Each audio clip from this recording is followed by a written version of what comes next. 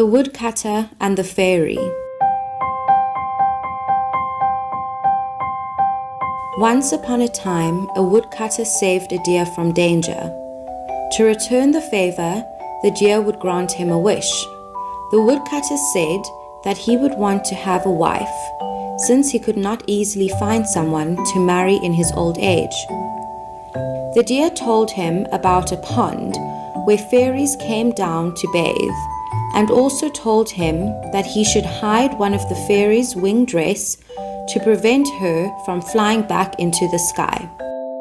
Later, the woodcutter married the fairy, who had to stay here on earth, had children, and lived happily. One day, the ever-happy woodcutter forgot the deer's words, that he should not give the wing dress back to the fairy until they had 3 children. When they had 2 children, he showed the wing dress to the fairy. Then, the fairy put her wing dress on and returned to the sky with her children. The woodcutter was left alone and lived in grief. But one day, he grasped a chance to take a bucket from the sky, and he was able to go to the kingdom of heaven to be with his family again. Even though the woodcutter lived together with the fairy and his children in the kingdom of heaven, he was not happy all the time, as he still missed his mother on earth. The woodcutter whined that he missed his mother, so the fairy let him go to travel by heaven's horse and advised him not to get off the horse even on the land. The woodcutter came down to the land from the sky and met his mother. His mother told him to have red bean porridge before leaving. He was having the porridge on the horse's back, and a dollop of the hot porridge fell on the horse's foot. The horse reared in fright, dropped him off, and flew up to the sky. The woodcutter was left on the land again, and could never ever return to the kingdom of heaven.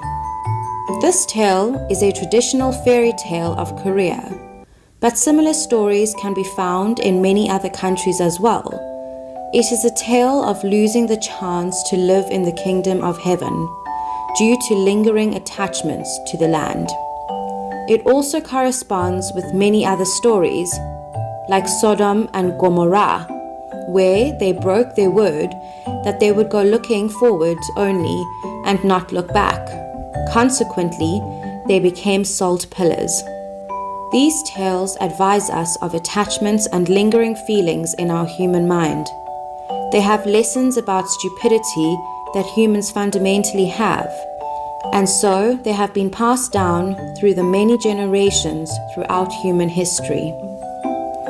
Even though a gold block is in front of you, you cannot pick it up because you refuse to let go of the poo block that you are holding onto with both hands.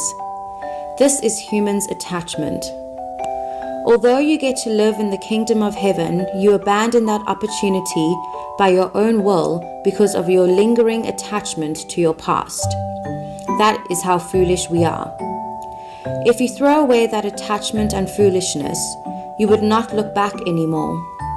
Rather, you would live with gold blocks in the true world. It sounds so true. However, one who moves his address to the real world will live in the original foundation, and one who has attachments to the mind world will live on in the mind world.